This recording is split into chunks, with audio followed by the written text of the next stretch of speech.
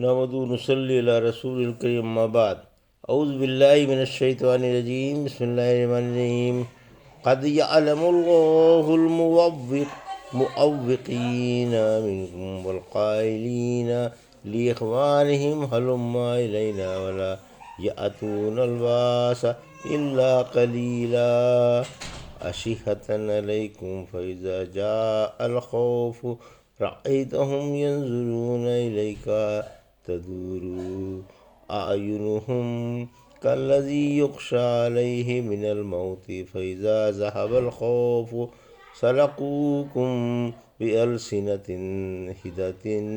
حداد أشحة على الخير أولئك لم يؤمنوا فأحبط الله أعمالهم وَكَانَ ذَلِكَ عَلَى اللَّهِ يَسِيرًا يَحْسَبُونَ الْأَحْزَابَ لَمْ يَذْهَبُوا وَإِنْ يَأْتِ الْأَحْزَابُ يُوَدُّوا لَوْ أَنَّهُمْ بَادُونَ فِي الْأَعْرَابِ يَسْأَلُونَ عَنْ أَنْبَائِكُمْ وَلَوْ كَانُوا فِيكُمْ مَا قاتلوا إلا قليلا لقد كان لكم في رسول الله أسوة حسنة لمن كان يرجو الله واليوم الآخر وذكر الله كثيرا ولما رأى المؤمنون الأحزاب قالوا هذا ما وعدنا الله ورسوله وصدق الله ورسوله وما زادهم إلا ایمانا وتسلیما۔ ابھی آپ نے سورہ احزاب کی آیت 18 سے 22 کی تلاوت سماعت فرمائی۔ ان آیتوں کا ترجمہ اور تفسیر اس طرح ہے: قد یعلم اللہ المعوقین منکم والقائلین لإخوانہم ہلما الینا ولا یأتون الباس الا قلیلا۔ آیت 18۔ أشحة علیکم فإذا جاء الخوف رأیتهم ينظرون إلیک تدور أعینهم كالذی یغشى علیہ من الموت فإذا ذهب الخوف سلقوكم بألسنة حداد أشحة على الخير أولئك لم يؤمنوا فأحبط الله أعمالهم وكان ذلك على الله يسيرا۔ آیت 19۔ ترجمہ: اللہ تم میں سے انہیں خوب جانتا ہے جو دوسروں کو روکنے والے ہیں اور اپنے بھائیوں سے کہہ رہے ہیں کہ ہمارے پاس آ جاؤ، اور وہ شاذ و نادر لڑائی میں اس حال میں آ جاتے ہیں کہ تمہاری مدد پر بخیل ہیں۔ پھر جب خوف و دہشت کا وقت آ جاتا ہے تو آپ انہیں دیکھیں گے کہ وہ آپ کی طرف نگاہیں جمائے ہوئے ہیں اور ان کی آنکھیں اس طرح پھٹ رہی ہیں جیسے اس کی جس پر موت کی بے ہوشی طاری ہو جاتی ہے۔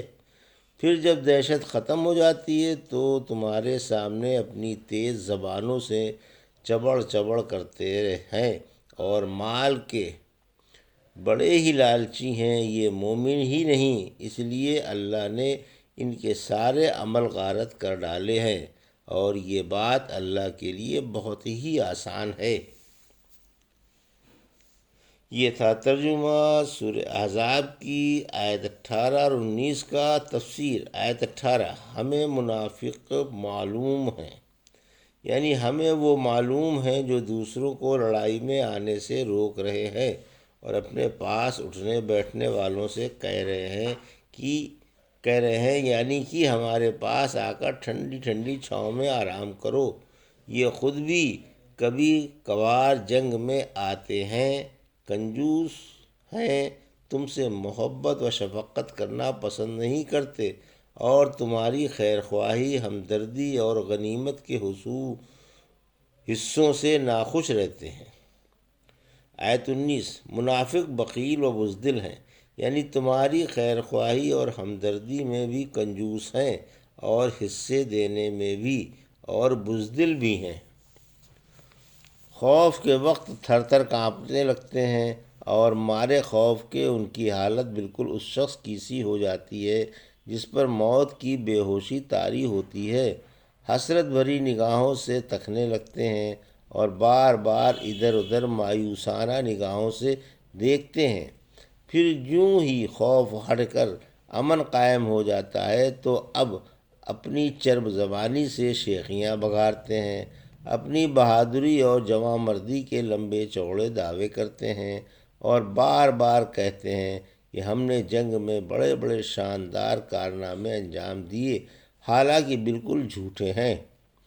جب مال غنیمت بٹتا ہے تو بخل و ہوس کے مارے سارا مال ہڑپ کرنا چاہتے ہیں اور کہتے ہیں کہ ہمیں اور دو، ہم نے فلاں فلاں شاندار کارنامہ انجام دیا تھا، ہم حقدار ہیں، ہم نے تمہارا ساتھ دیا اور دشمن کو مار بھگایا، حالانکہ دوران جنگ میں انتہائی بزدلی اور ڈرپوکی کا ثبوت دے چکے ہیں۔ اصل پوچھو تو یہی صداقت چھوڑ کر بھاگنے والے اور ہر خیر و بھلائی سے محروم رہنے والے ہیں۔ یحسبون الاحزاب لم یذہبوا وإن یأتی الاحزاب یودوا لو انہم بادون فی الاعراب یسألون عن انبائکم ولو کانوا فیکم ما قاتلوا الا قلیلا۔ آیت 20 ترجمہ۔ خیال کر رہے ہیں کہ لشکر نہیں گئے اور اگر لشکر آ جائے تو یہ آرزو کرتے ہیں کاش وہ دیہاتیوں کے ساتھ جنگلوں میں ہوتے اور تمہارے حالات معلوم کرتے، اور اگر وہ تم میں حاضر بھی ہوں تو جنگ برائے نام ہی لڑیں گے۔ یہ تھا ترجمہ آیت 20 کا تفسیر۔ بزدلی، ڈرپوکی اور کچدلی کا اس بات سے اندازہ لگا لو کہ انہیں اس بات کا یقین نہیں آتا کہ لشکر واپس چلے گئے۔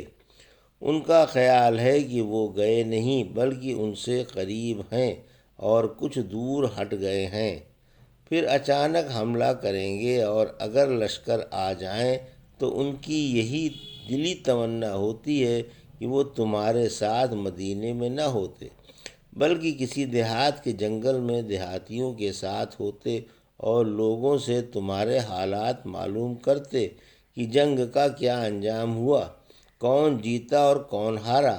پھر فرمایا اگر یہ نامرد تمہارے ساتھ جنگ میں موجود بھی ہوتے تو جنگ تو کرتے نہیں، البتہ دکھانے کے لیے کچھ ہاتھ پاؤں ہلا دیتے، اللہ کو ان کا سارا حال معلوم ہے۔ لقد کان لکم فی رسول اللہ اسوۃ حسنۃ لمن کان یرجو اللہ والیوم الآخر وذکر اللہ کثیرا۔ آیت 21۔ ولما رأى المؤمنون الأحزاب قالوا هذا ما وعدنا الله ورسوله وصدق الله ورسوله وما زادهم إلا إيمانا وتسلیما۔ آیت 22۔ ترجمہ۔ بلا شبہ تمہارے لیے اللہ کے رسول میں ایک اچھا نمونہ ہے، بلکہ ہر اس شخص کے لیے جو اللہ پر اور آخرت پر یقین رکھتا ہے اور کثرت سے اللہ تعالیٰ کا ذکر کرتا ہے۔ اور جب ایمان والوں نے لشکر کو دیکھا تو کہنے لگے انہی کا وعدہ اللہ نے اور ان کے رسول نے فرمایا تھا، اور اللہ نے اور اس کے رسول نے سچ فرمایا۔ اس نزاکت نے ان کے ایمان و تسلیم کو اور بھی بڑھا دیا۔ یہ تھا ترجمہ آیت 21 اور 22 کا تفسیر۔ اتباع رسول کا حکم۔ آیت 21۔ رحمت عالم صلی اللہ علیہ وسلم کے ہر قول و فعل کی اور ہر حالت کی پیروی کی سب سے بڑی دلیل یہی آیت ہے۔ آپ وہ عظیم انسان ہیں جن کی مقدس زندگی کا ہر گوشہ قابل اقتداء ہے۔ اسی وجہ سے جنگ احزاب میں اللہ نے مسلمانوں کو تاکید فرمائی کہ صبر و تحمل میں جمے رہنے میں، استقلال و استقامت میں، سرگرمیوں میں اور رب کی رحمت و برکت کے انتظار میں اللہ کے رسول کی پیروی کرو۔